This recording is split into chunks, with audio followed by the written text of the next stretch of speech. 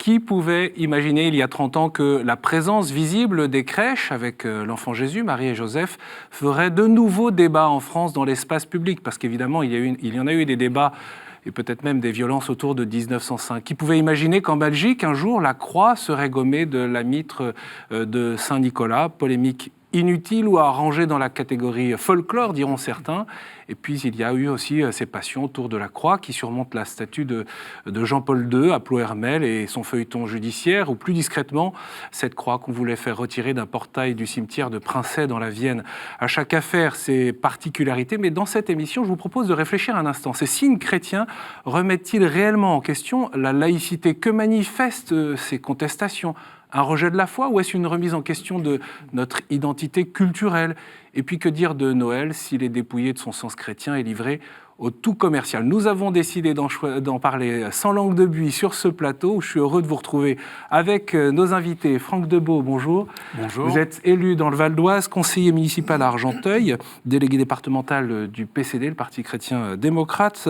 Marine Afota, vous êtes enseignante, professeure des écoles en Seine-Saint-Denis auprès des petits au primaire CP-CE1 cette année, à la Courneuve, à l'école Saint-Yves. Vous êtes membre de l'association Coexister et puis vous nous en parlerez également de l'association Enquête qui anime ces ateliers autour du fait religieux et de la laïcité dans les centres sociaux. À vos côtés, David Cabas, bonjour, merci d'être là. Vous êtes initiateur et porte-parole du collectif Touche pas ma croix. Et c'est très lié évidemment à Ploërmel. Vous êtes de Ploërmel et merci d'être venu de là-bas. C'est vrai qu'on a beaucoup parlé de cette affaire de la croix qui surmonte cette statue de Jean-Paul. Et puis Jean Duchesne, qu'on connaît bien sur notre antenne, auteur de Catholique minoritaire, un oxymore à la mode, publié chez Desclés de Brouwer. On sait que vous êtes cofondateur de la revue française, ou de l'édition française de la revue Communio. Et pour débattre avec vous sur cette question, nous avons invité Monseigneur Stanislas Lalanne. Merci d'être là, Monseigneur. Vous êtes évêque de Pontoise, un diocèse multiculturel, multireligieux, et bien sûr, vous nous en parlerez. Ancien porte-parole de l'épiscopat, ancien secrétaire général de la Conférence des évêques de France. Vous avez été évêque en Normandie à Coutances avant de retrouver la région parisienne en 2013. Je vous donne la parole, du coup, en premier pour ouvrir notre émission. Vous portez une croix. Oui. Comme Johnny, celle de Johnny, on ne la conteste pas, la vôtre non plus? Pour l'instant, elle n'a pas été contestée. Quand vous entendez ces débats autour des signes chrétiens, comment vous réagissez? Comment vous suivez l'actualité? D'abord, moi, je crois qu'il y a aussi une espèce d'inflation médiatique. Désolé de parler à un journaliste. Il y a une inflation médiatique qui fait qu'on met le zoom, le projecteur sur quelques faits qui sont quand même extrêmement minoritaires dans notre pays. Qui sont réels, quand même. Qui sont réels, bien sûr. Et donc, on va en parler ensemble, on va échanger et discuter ensemble, débattre ensemble. Mais je trouve que quand je regarde le paysage dans un département comme le mien, le Val d'Oise, 140 nationalités différentes, des chrétiens catholiques, orthodoxes, protestants, des musulmans, une communauté importante, une communauté juive très importante, 50 000 ou 50 000 juifs dans le département, des bouddhistes, des indifférents. Moi, je trouve que, sans langue de bois et sans langue de buis, je trouve qu'il y a une coexistence et même un respect mutuel que je trouve vraiment très favorable pour le dialogue. Voilà ce que je peux dire. Même si à certains moments, il y a des très fortes tensions, on se souvient autour de la communauté juive notamment? Oui, non mais ça n'empêche pas des tensions. Mais ces tensions, souvent, elles ne sont pas simplement des questions religieuses. Il y a aussi des questions sociales, il y a aussi, dans un département comme le mien que vous connaissez aussi, il y a aussi des disparités, des pauvretés, donc des situations aussi de violence, mais qui ne sont pas d'abord des questions, à mon avis, des questions religieuses. Alors, vous connaissez le principe de cette émission, vous pouvez bien sûr réagir sur les réseaux sociaux avec le hashtag SLBui. Eh bien, David, on a parlé de Ploërmel et c'est vrai que les médias en ont beaucoup parlé. Je vous donne la parole. Est-ce que vous avez d'abord peut-être nous redire un peu où est-ce qu'on en est de cette affaire et puis la raison pour laquelle vous avez souhaité initier ce collectif Touche pas ma croix? Comme tout le monde sait, le Conseil d'État a souhaité le retrait de la croix qui surplombe le monument. Nous, au lendemain, moi... Non feuilleton judiciaire, parce que cette ça croix, fait 10 ans, oui, c'est ça aussi. Cette statue a été installée en 2006. Oui, c'est ça aussi le problème dans toute cette affaire, c'est qu'au bout de 10 ans, elle est là depuis 10 ans, elle n'a jamais posé de problème depuis 10 ans. C'est aussi le problème. Donc, moi et quelques amis, parce que voilà, moi je suis un militant politique sur Pleurmel. Donc du coup, j'ai été interpellé par des gens et on s'est dit qu'on allait faire quelque chose, qu'on allait montrer notre attachement à cette croix et qu'on allait faire D'abord, on a fait du coup un appel sur Internet. On a fait sous forme d'appel du collectif Touche pas ma croix, où on a mis 3 revendications, où on soutenait justement Monsieur Le Diffon, ou qu'on était pour la privatisation éventuellement de la parcelle. Monsieur Le Diffon, c'était Monsieur Le Diffon, c'est le maire de Pleurmel. Et la troisième aussi, on interpellait quelque part Monsieur Macron d'intervenir en notre faveur pour faire, je ne sais pas s'il est possible de faire quelque chose contre cette décision, mais éventuellement, voilà. Donc du coup, on a fait cette manifestation du coup de maintien de cette croix avec plusieurs responsables politiques. Donc nous, on voulait que ce soit un mouvement unitaire et transpartisan. Donc du coup, on a eu justement des gens, une dame du PCD qui est venue, moi en tant que représentant de DLF, on a eu quelqu'un des Patriotes et on a eu quelqu'un du Front National. Même jusqu'à quelques jours avant, on avait quelqu'un qui était... Oui. Et même quelques jours avant, on avait quelqu'un qui était éventuellement intéressé pour venir pour les LR. Bon, les choses locales ont fait que ça ne s'est pas fait.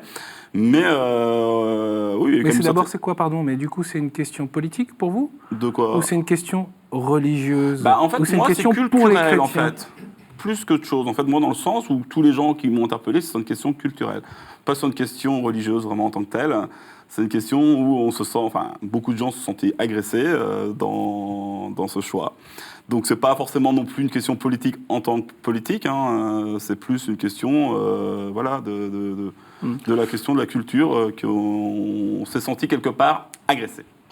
Si je peux intervenir, je pense que d'abord c'est une question juridique, parce que la loi 1905 interdit à une commune d'ériger des croix sur des lieux publics, mais au-delà de ça, c'est une question politique, parce qu'il y a une interprétation qu'on doit avoir de la loi. On interprète les lois. Si on les appliquait toutes à la règle, on ne pourrait plus vivre ensemble. Je prends un exemple. Vous roulez à 130 sur l'autoroute, vous roulez à 135, vous êtes pris au flash, vous n'avez pas de... Il y a une tolérance, si vous voulez. C'est un exemple. Mais ça pour dire que la décision, elle est quelque part justifiée, même si elle est absurde sur le fond. Elle est justifiée par rapport à la loi de 1905, puisque la loi nous dit donc que une commune n'a pas le droit d'ériger une croix. Mais ce qu'elle oublie, c'est que c'est d'abord une œuvre artistique. Donc cette œuvre artistique doit être prise dans son ensemble. Et si Jean-Paul II a été un excellent pape, il était aussi un excellent chef d'État, et son impact dans le monde existe parce qu'il était chrétien. Et donc cette croix rappelle la chrétienté de Jean-Paul II, et donc, à travers cette chrétienté, son action dans le monde. Donc on ne peut pas dissocier, à mon sens, dire, voilà, on va dire, non, on enlève la foi de Jean-Paul II pour ne garder que l'homme public. C'est d'autant plus stupide que la statue en elle-même reprend Jean-Paul II en prière, et puis il est indiqué sur la statue, n'ayez pas peur. Donc bon, voilà, on marche un petit peu sur la tête dans cette affaire. Je me souviens ce qu'a dit l'évêque de Vannes à ce moment-là, et sur notre antenne, il a dit, on peut ne pas être d'accord avec la loi de 1905, mais la loi de 1905, elle a été appliquée par le Conseil d'État. Mais vous comprenez cette émotion, cette incompréhension? Oui, je comprends, mais je crois que derrière quelque chose qui est quand même important, mais quand même anecdotique. Et derrière, il y a quelque chose de... Je ne sais pas si moi être d'accord. Non, mais attendez, je vais jusqu'au bout. Il y a quelque chose de profond derrière ces questions et ces revendications. C'est que il faudra qu'on parle tout à l'heure de qu'est-ce qu'on comprend par laïcité. Bon, laïcité de l'État et laïcité ou laïcisation de l'espace public. Je crois que ça, c'est une question très très importante. Le fait que l'État soit neutre. D'ailleurs, le mot laïcité n'est pas dans la loi de 1905, mais vous savez que l'article 1 assure la liberté de conscience et garantit la liberté des cultes. Garantit la liberté des cultes, ça veut dire qu'on reconnaît une dimension sociale, que la religion catholique, en particulier, n'est pas seulement une affaire intime et une affaire privée. je crois que c'est important que nous y revenions à cette question-là. Bon. Mais il y a aussi des tenants, j'allais dire, d'une laïcité de combat, c'est-à-dire une laïcité qui est pour moi du laïcisme. Donc, de fait, quand un certain nombre de groupes que nous connaissons, qui essayent de marquer leur influence dans l'espace de notre territoire, ont attaqué sur cette question-là. Et c'est, à mon avis, une perception extrêmement réductrice de la laïcité. À partir du moment où ça ne dérange pas, ça ne gêne pas l'ordre public, je ne vois pas où est la question. Donc, voilà. En l'occurrence, je crois, à Ploërmel, il y a 2 personnes, hein, c'est ça, au départ. Oui. Et quand de la libre pensée qui... je parle de la libre pensée, c'est clair. Hein, voilà. Mais alors, quand vous avez dit au début que c'était anecdotique, moi, encore, je peux comprendre pour Ploërmel, parce que c'est une grande croix, c'est vraiment quelque chose de gigantesque. Je me dis, pourquoi pas. Mais moi, juste la question de la libre pensée qui a utilisé moi, ce qui me dérange beaucoup là-dedans, c'est qu'elle a utilisé cette croix-là, ce monument-là, et qu'aujourd'hui, elle est en train de pavaner, en train de dire, nous, on connaît plein de croix en France qui ont été installées après 1905, ce sera peut-être plus anecdotique, comme vous dites. Là. Aujourd'hui, c'est anecdotique parce qu'ils ont pris ça parce qu'effectivement, celle-ci, elle est bien visible, elle est bien voyante, on peut bien l'attaquer, mais ils le prennent justement comme une jurisprudence pour demain attaquer peut-être des centaines, je ne sais pas combien il y en a, des croix qui ont été mis pour rappeler des événements historiques et quoi que ce soit. Et c'est vraiment, moi, de ce côté-là que ça m'a... Quand j'ai dit anecdotique, c'est peut-être pas le bon terme, mais je dis que c'est un cas particulier. Et derrière ce cas particulier, il y a des questions fondamentales. C'est sur ces questions que j'aimerais bien que nous échangions. Oui. Mais justement, est-ce qu'aujourd'hui, on est au clair entre la mise en œuvre de la laïcité, c'est-à-dire la neutralité de l'État et la liberté des cultes, et ce laïcisme? C'est-à-dire que je trouve qu'il y a actuellement un risque de dérapage d'une laïcité de l'État qui est reconnue par la loi de 1905, par une jurisprudence, on peut en parler. En même temps, cette laïcité, garantit le libre exercice des cultes. Donc, et reconnaît qu'il y a une dimension collective à la fois, qu'elle n'est pas seulement privée, et qu'on puisse manifester à condition qu'on respecte les convictions de ceux qui ne partagent pas notre foi. Il peut y avoir des manifestations, il peut y avoir un certain nombre des expositions, il peut y avoir un certain nombre de choses, à condition que ça ne soit pas ça fasse pas preuve de prosélytisme, hein, premièrement, et deuxièmement que ça respecte les convictions de l'autre, parce que ça aussi c'est une valeur évangélique. Et bien à ce moment-là, je ne vois pas ce qui gêne cette proposition que l'identité chrétienne se manifeste dans un paysage où, bien sûr, nous avons un héritage chrétien très, très clair dans notre pays. Quoi. Si je peux intervenir là-dessus, parce que ça, c'est un mot qui est justement dans notre société, qui a fortement marqué et bloqué l'annonce de l'Évangile, c'est le mot prosélytisme. On dit « Ah ben non, il ne faut pas faire de prosélytisme ». Et donc, quelque part, il ne faut pas annoncer l'Évangile. Et les catholiques ont intégré, quelque part, cette pensée-là. Et donc, comme vous le dites, on ne doit pas faire de prosélytisme, donc on ne doit pas faire d'action où on partage notre foi. J'ai pas dit ça du tout. Non mais, oui, et c'est comme ça qu'on le comprend. Eh bien, c'est même comme ça que l'a exprimé le pape très récemment. Il a dit on doit faire du témoignage et pas d'annonce de l'évangile direct. Donc c'est quelque part. Il n'a pas tout à fait dit ça. Je renvoie à ce qu'a dit le pape François. C'est vous qui l'avez interviewé. Mais voilà, quelque part il a dit on témoigne, mais on ne doit pas parler. Il a dit le témoignage qui peut conduire jusqu'au martyr, le martyr du quotidien. Enfin, je veux compléter, mais je renvoie bien sûr ceux qui veulent de.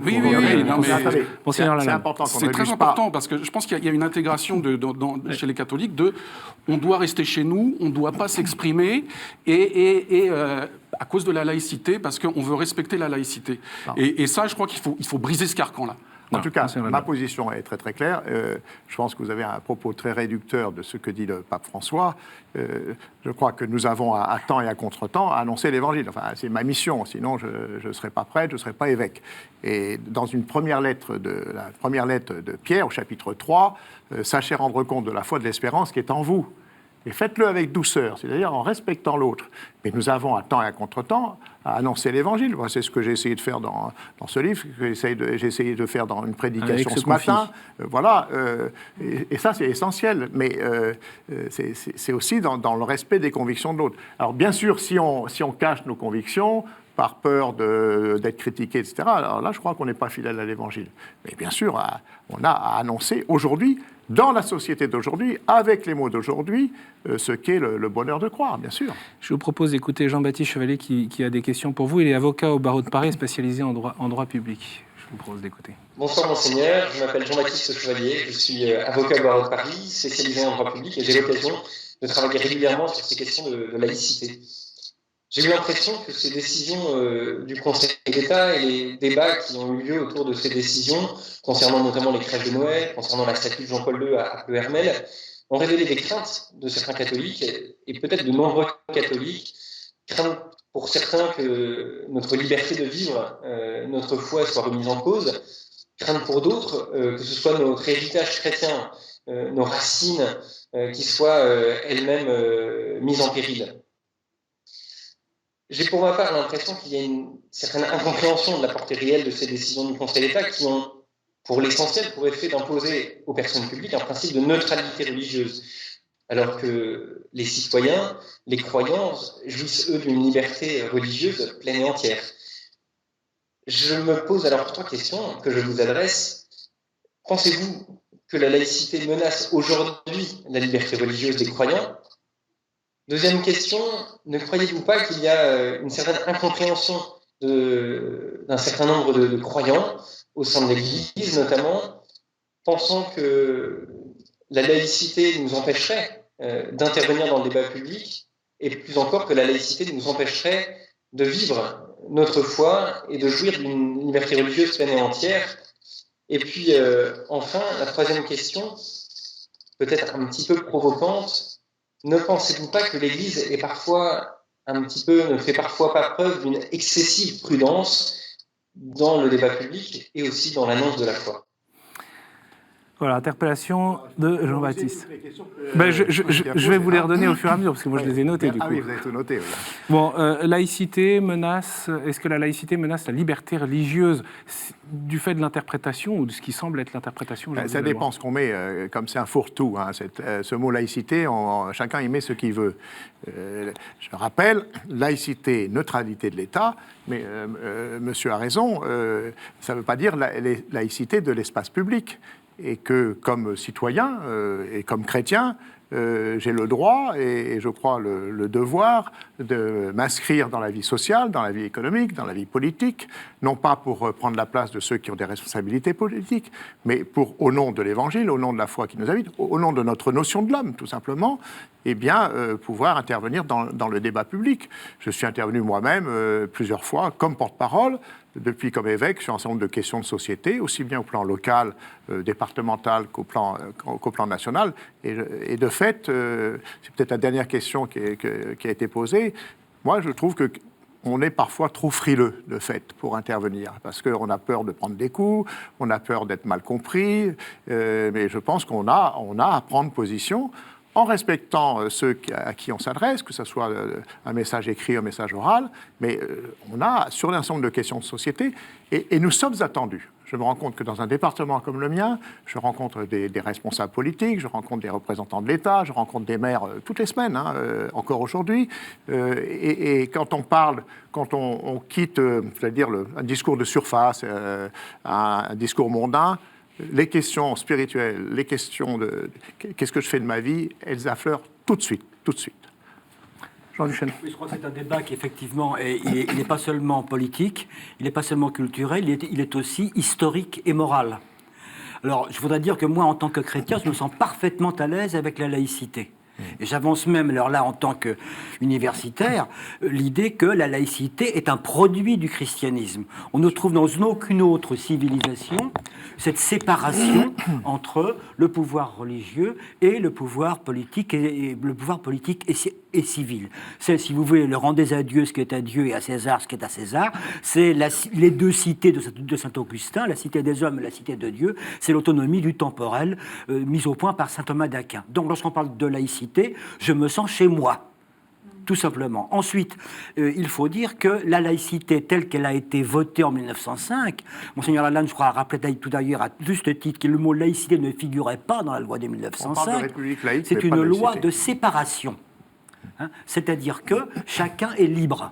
L'État est libre, mais les citoyens sont libres également, y compris au niveau religieux. Oui, et ceci suppose pas seulement la liberté de culte, mais aussi la liberté d'expression. Alors le problème que nous rencontrons maintenant, c'est que un certain laïcisme, une certaine conception de la laïcité veut en réalité s'élever contre la liberté d'expression, avec un argument qui est « ce que vous dites là me choque, donc je vais chercher dans l'arsenal juridique une astuce pour vous interdire de vous exprimer ». Alors là, je crois qu'on a le droit de le dire et de se battre. À ce propos, je voudrais dire deux choses. Vous avez raison sur la séparation des églises et de l'État. D'ailleurs, ce n'est pas seulement l'Église catholique, mais des églises et de l'État. Mais premièrement, séparation ne veut pas dire non-relation. Comme évêque, en permanence, je suis en relation avec des élus, avec des représentants de l'État. Nous sommes présents dans des aumôneries. C'est aussi la loi qui protège ça, des aumôniers dans les maisons d'arrêt, dans les prisons, dans les hôpitaux, dans les collèges et dans les lycées. Par rapport aux églises construites avant 1905, bien sûr, chaque curé est affectataire. La mairie a la propriété des églises. Donc, en permanence, nous sommes en relation. Mais, de fait, un régime de séparation, c'est très important en relation. Deuxième chose, je pense qu'il y a deux attitudes qui me paraissent mauvaises. Bon. Première attitude, c'est celle de ce que j'appellerais pour les chrétiens de la forteresse assiégée. On pense toujours à une espèce de paranoïa collective qui ferait qu'en permanence on est attaqué. Pour vous, c'est pas vrai. Il y a des points sur lesquels il faut intervenir fortement, sur des questions éthiques, sur des questions de patrimoine. Mais le risque, ça serait de forteresse assiégée. Donc, deuxième risque, c'est une espèce de... On va s'inscrire dans l'évolution culturelle. Un jour, dans une émission de télévision, une grande chaîne de télévision publique, la journalisme sur des questions éthiques, où j'avais une position qui était... qui fait un peu de poil à gratter par rapport à la pensée commune et au projet de loi qui est en train de se préparer. Elle m'a dit, mais enfin, Père Lalanne, mais quand est-ce que vous allez vous adapter à la culture d'aujourd'hui ? Et je lui ai répondu, désolé, peut-être que ma position, là, qui n'est pas bien comprise, et peut-être qu'il y a quelque chose de prophétique dans la voix de l'Église sur le respect de la vie depuis son commencement jusqu'à son terme naturel, etc., etc. Peut-être qu'il y a quelque chose de prophétique, mais qui est un peu qui prend le contre-pied de la vulgate connue et reconnue. Voilà. Marine. Oui, moi j'étais tout à fait d'accord avec vous sur la question de la laïcité. Moi aussi, je suis très contente d'être chrétienne et en France, dans un pays laïque aujourd'hui. Et comme vous disiez, je pense qu'il y a en effet une distinction à faire entre la laïcité, qui est la neutralité de l'État, ce que voulait Aristide Briand fortement, et la neutralisation des individus. Voilà. Souvent, on confond la neutralité de l'État et neutralisation des personnes. Ce qui est vrai aussi chez les jeunes, chez les enfants, parfois à l'école, vous pouvez vous apercevoir, on veut gommer aujourd'hui la réalité de l'expression religieuse qu'ils peuvent vivre dans leur famille. Tout à fait.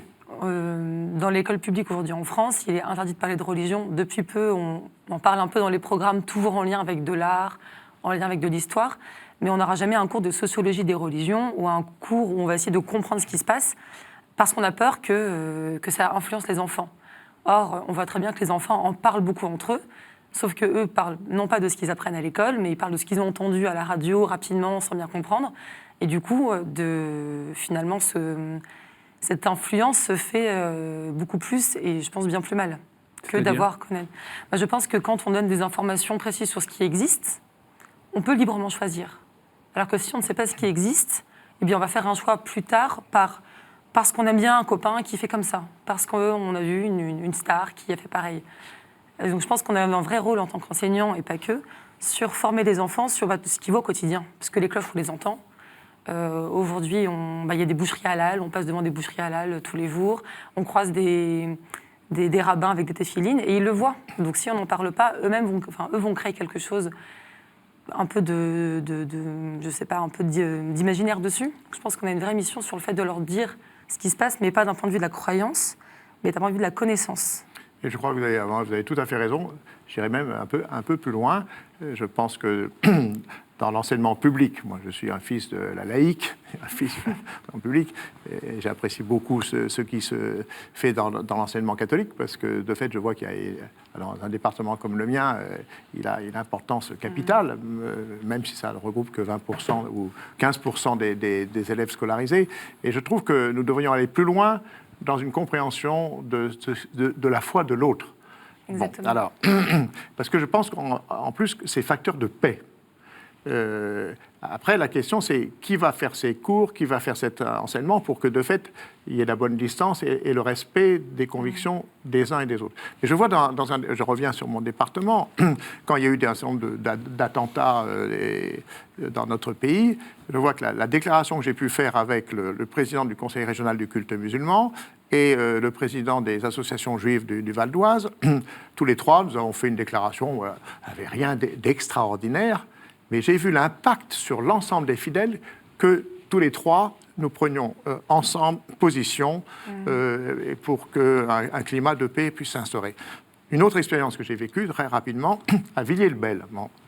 À Villiers-le-Bel, dans l'est du département, à la demande du rabbin de Sarcelles, avec un imam, nous sommes intervenus c'était la fête juive, Hanouka, la fête de la lumière. Nous sommes intervenus devant 400 lycéens sur le sens de la lumière dans chacune de nos religions. Ça a intéressé moyennement les lycéens, mais aussitôt, ils nous ont posé des questions d'actualité, comment se situer par rapport à la paix, à la guerre, à la violence, aux questions religieuses. Et le fait que nous dialoguions entre nous, que je n'étais pas toujours d'accord avec les deux autres, mais dans un climat d'amitié, presque de complicité et sympathique, ça a un impact important sur les jeunes générations. Et je crois que nous avons les uns les autres, au plan éducatif, et la mission que vous avez est extrêmement importante, que ce soit avec des enfants, des collégiens ou des lycéens ou en université, pour permettre que on n'occulte pas et on ne mette pas à la sacristie les questions religieuses et les questions du sens. C'est essentiel aujourd'hui. Alors, Jean, tout à l'heure, vous nous aidiez à reprendre un peu la mesure de l'histoire. C'est vrai que l'anticléricalisme a beaucoup marqué ce qui s'est passé dans les débats en France autour de cette loi de 1905. Aujourd'hui, il existe encore, puisque tout à l'heure vous parliez à Pleurmel de la libre pensée, de cet anticléricalisme, mais plus généralement, aujourd'hui, c'est quand même une suspicion vis-à-vis des religions. C'est pas forcément, d'ailleurs, vis-à-vis des catholiques. Absolument, il y a même une évolution de l'anticléricalisme. L'anticléricalisme, ça le dit bien son nom, il était contre le pouvoir que, soi-disant, exerçait le clergé dans la société et sur les mœurs. Ensuite, nous avons eu une nouvelle époque, si vous voulez, qui était la grande époque marxiste, où on nous assénait sans cesse que les religions, quelles qu'elles soient, c'était l'opium des peuples. Nous sommes arrivés maintenant dans une nouvelle étape, où au contraire, qui est alors beaucoup plus agressive, où on considère que les religions sont pratiquement la source de tous les maux. Et on se sert du retour du religieux dans l'actualité, parce qu'en fait, il n'est jamais parti dans la réalité, pour montrer que toutes les querelles, toutes les guerres ont des causes religieuses, et que donc, s'il n'y avait pas de religion, tout irait beaucoup mieux. Alors, je pense que face à cela, c'est exactement ce que fait Monseigneur Lalanne avec les imams et les rabbins de son diocèse, qui est donc, je dis bien le diocèse et pas le département, c'est de montrer que, au moins, le christianisme, plus particulièrement le catholicisme, mais aussi les autres religions, ne sont pas des visions exclusives, mais reconnaissent l'existence de l'autre et sont capables de l'écouter, de reconnaître ce qu'il y a bon en lui, ce qui ne signifie pas pour autant qu'on renoncerait ou qu'on transigerait sur quoi que ce soit de ce qu'on a reçu et de ce qu'on croit. Alors justement, je redonne à nouveau la parole en dialogue avec Monseigneur Lalanne. Comment résister ou réagir face à ce qui apparaît comme ce rejet des religions, des croyants ou de ces religions? Réaffirmer ce que l'on est et ne pas avoir peur de dire ce que l'on est.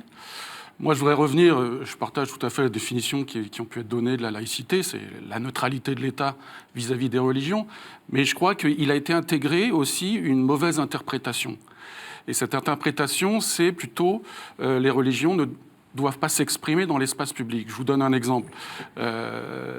J'avais fait un spectacle dans lequel il y avait un témoignage biblique sur Martin Luther King, pour ne pas le nommer, où il y avait un témoignage donc de son engagement et du cœur de son engagement qui est basé dans la Bible. Donc il y avait des citations bibliques.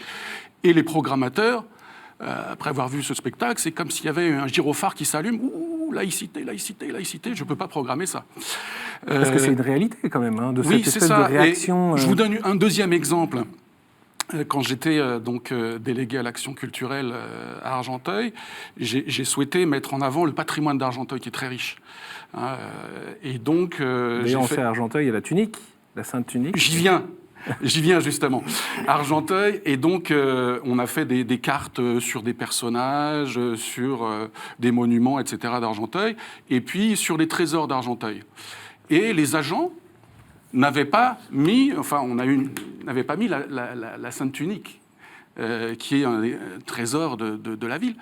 Et il m'a dit, non, pour la laïcité. Donc on a eu des échanges assez vifs avec les agents de la ville qui ne voulaient pas mettre la Sainte Tunique sous prétexte de laïcité.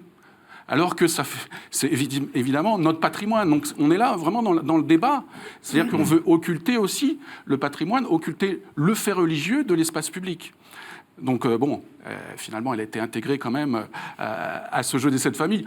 Pour l'anecdote encore, on avait mis la Sainte Tunique qu'avait porté le Christ au cours de sa passion, et là, ça a encore soulevé des passions, c'est un terme religieux, on ne va pas le mettre, etc. Enfin bon, voilà. Et ceci étant dit, sur l'ostension de la Sainte Tunique, comme c'est votre serviteur qui a pris cette décision... C'est l'un des chapitres de votre livre où vous racontez un peu la vie d'un évêque, merci de faire la pub. Voilà. Continuez comme ça, Étienne. Alors, je reprends le fil. Donc, de fait, j'ai un chapitre sur l'ostension parce que ça a été un événement extraordinaire. J'imaginais pas qu'il y On peut redire cette Sainte Tunique du Christ, relique de la Passion, conservée à Argenteuil. Voilà, conservée dans la basilique d'Argenteuil. Et bon, au-delà de toutes mes pronostics, 220 000 personnes sont venues pendant 15 jours. Ça veut dire je parle des questions de l'environnement, des questions de sécurité, des questions de mobilisation d'un certain nombre d'instances, pompiers, police, gendarmerie, sous-préfète, maire, élus. Et quand je vois la manière dont il y a eu un travail ensemble, c'était vraiment un événement religieux, avec une dimension culturelle, mais un événement profondément religieux. On peut pas... Et avec des milliers de personnes qui attendaient dehors, la sécurisation du lieu. J'ai vu aussi, dans les processions qu'on a pu faire, aussi le regard de personnes ayant d'autres religions. On est quand même dans un quartier où il y a beaucoup de musulmans. Le respect qu'il y a eu, je trouve que c'est exemplaire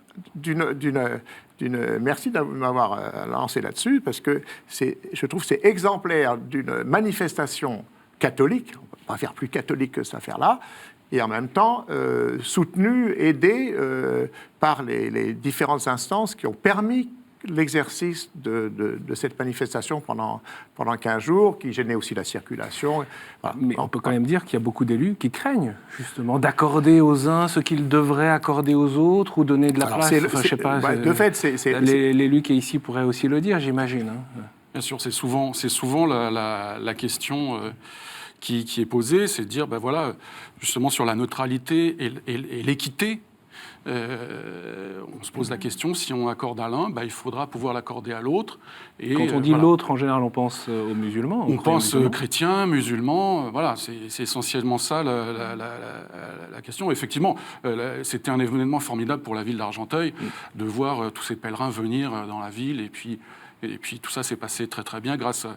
Qu'est-ce que vous répondez à l'argument des élus qui se disent... Si je l'accorde à l'un, je devrais l'accorder à l'autre. Je ne veux pas, donc c'est niette pour tout le monde. Le contexte de 1905 n'était pas le même, même s'il y avait l'Algérie. On ne dit pas ça, mais le contexte aujourd'hui n'est plus le même que celui de 1905. Donc il y a pluralité de religions. Donc de fait, on est dans une nouvelle donne. Ce n'est pas parce qu'on est dans une nouvelle donne qu'il faut supprimer le fait religieux chrétien et catholique en particulier. Je Mais vous prends, faites quoi je prends d'équité, alors, un du coup exemple sur lequel il faut tenir bon. C'est les postes d'aumôniers, par exemple dans les hôpitaux, dans les prisons, mais surtout dans les hôpitaux. Hein. On dit, ben voilà, maintenant, il va y avoir un imam qui va venir, donc on va réduire votre poste. Alors ça, là-dessus, En gros, pour être clair, il y a un budget pour l'aumônerie, on va le diviser, exactement. On ne bouge pas, on ne l'augmente pas, mais on le divise. Je peux vous dire que je ne marche pas, hein, et que je suis très attentif à ce que nous gardions, en plus, il faut voir, ils sont quand même, les salaires sont quand même sont pas mirobolants, et par rapport à une journée d'hôpital, c'est pas grand-chose. Et je pense qu'on n'imagine pas le rôle qu'ont des aumôniers catholiques, laïcs ou prêtres.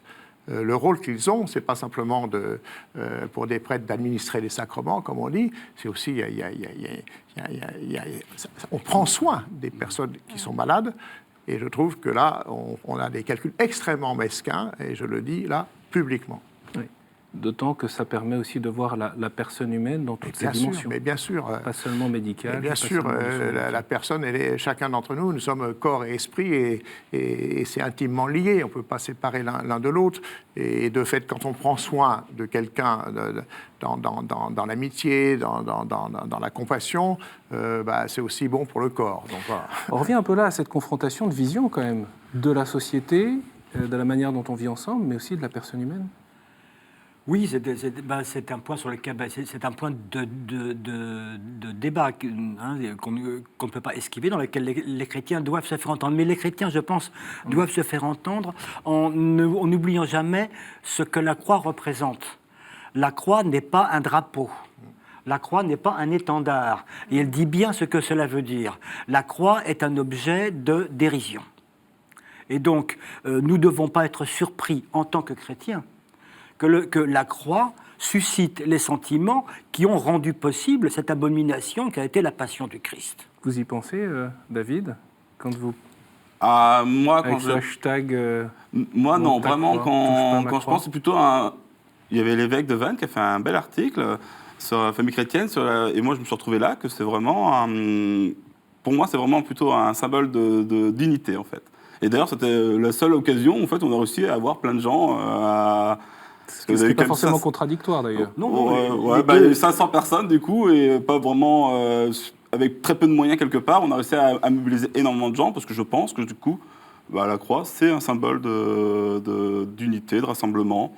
Et pour moi, ça reste ça. Vous avez parlé de cette ostension de la Sainte Tunique à Argenteuil. Je vous propose de parler des ostensions limousines, et c'est le père Jean-Marie Malégui, qui est le curé de la paroisse Saint-Benoît à Limoges, qui nous en parle. Bonjour, cher père. On me demande d'intervenir au nom des ostensions limousines, ce phénomène particulier. Qu'est-ce que c'est que les ostensions limousines? Ce sont des manifestations. Donc c'est un lieu où on a des convictions religieuses, ancestrales, qui durent depuis plus de 1000 ans, et spectaculaires, qui donnent à voir, parce qu'ostendere, ça veut dire montrer, en l'honneur des reliques des saints qui ont été conservées dans les églises des saints fondateurs. Alors ces manifestations, bien sûr, elles sont maintenant reconnues par l'UNESCO, au patrimoine immatériel de l'UNESCO. Elles portent en elles tout un patrimoine religieux et toute une pratique croyante aussi, de religion populaire. Comme on dit, elles sont à structure chrétienne, à identification locale. Parce que le religieux appartient d'abord à la nature humaine. Alors aujourd'hui, est-ce qu'on pourrait davantage dans l'Église éduquer et former les jeunes à une meilleure connaissance de ce qu'est profondément la dimension religieuse de l'être humain?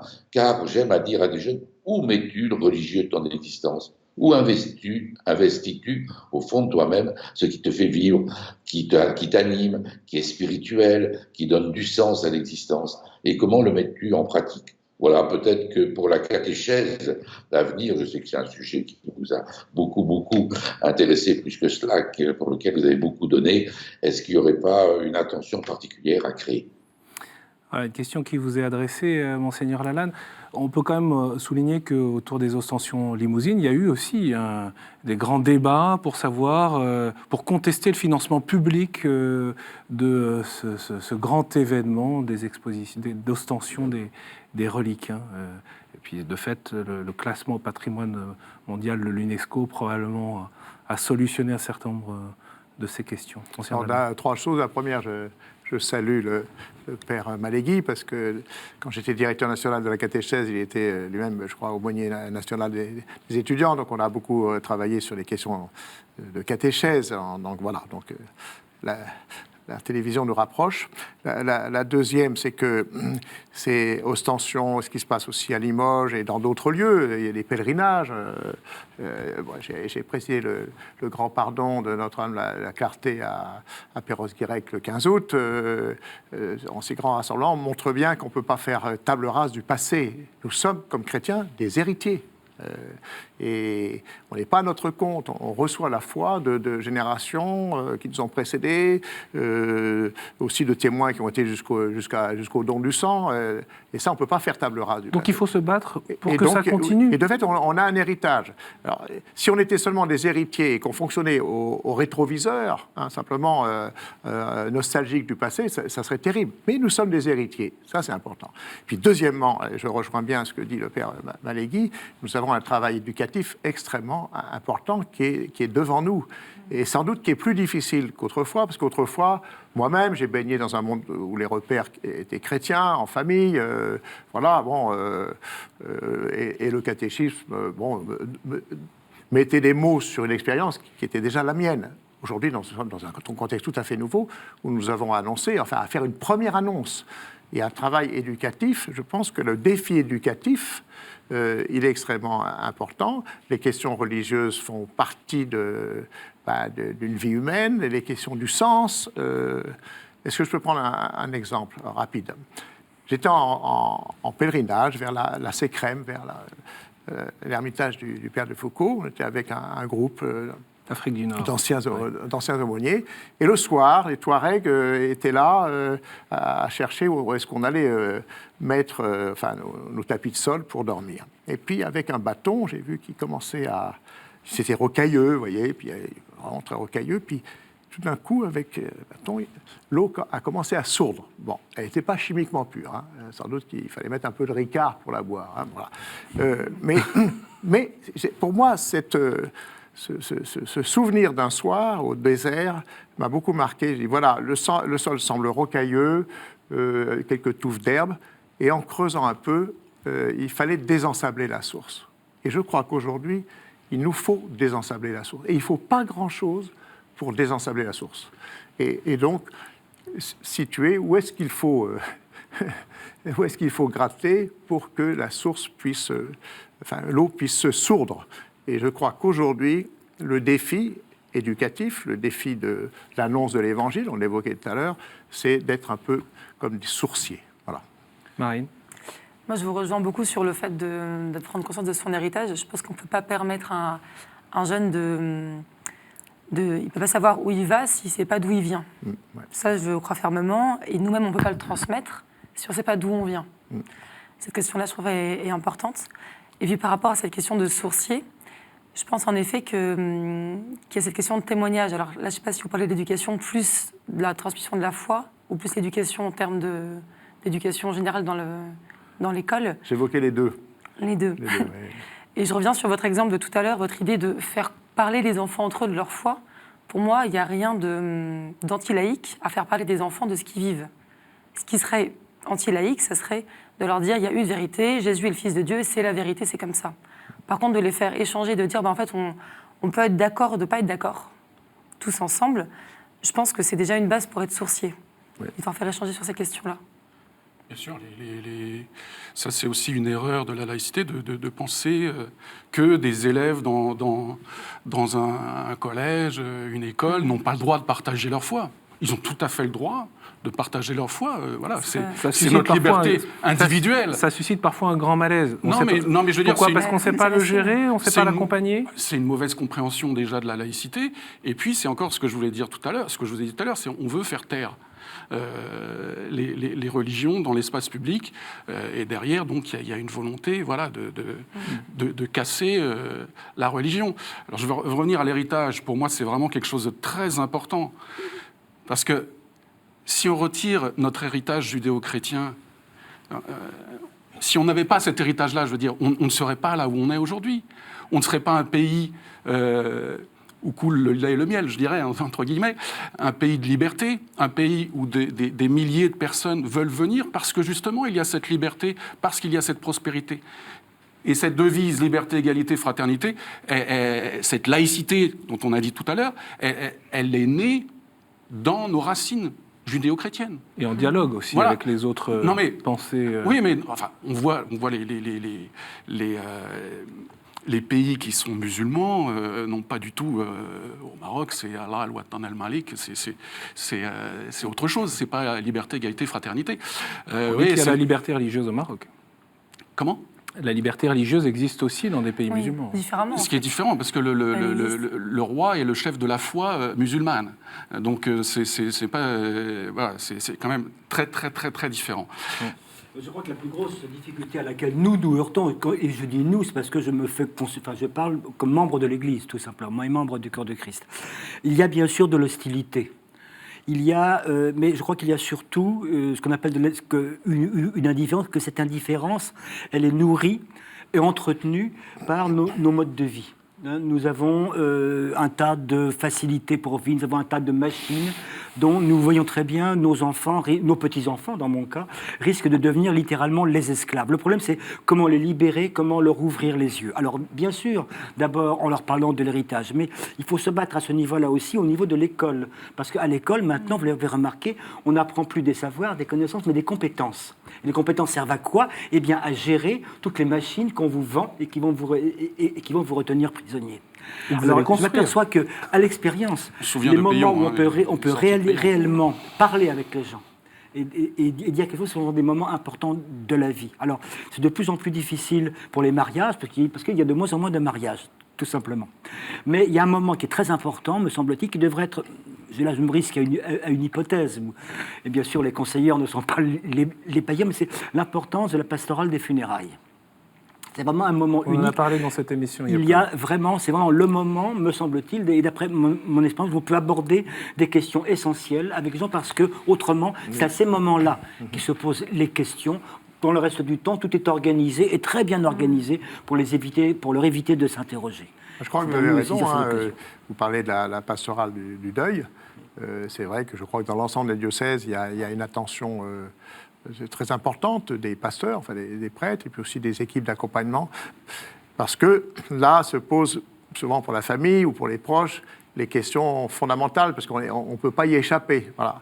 Je trouve aussi que la naissance est un lieu extrêmement important, là, de la naissance d'un petit gamin. Là, bon, je pense aussi l'expérience du mariage, c'est-à-dire qu'on a des expériences fortes, humainement fortes, où là, de fait, les questions du sens viennent au jour, et puis les questions fondamentales, qu'est-ce que je fais de ma vie,